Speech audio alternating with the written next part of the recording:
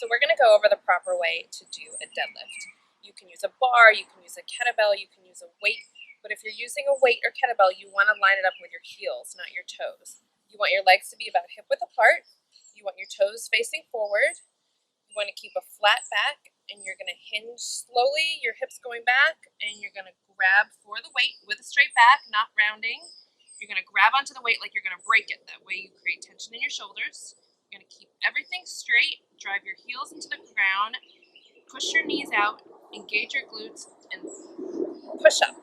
And you're going to keep your core tight so you don't want to lean back. You want to stay forward.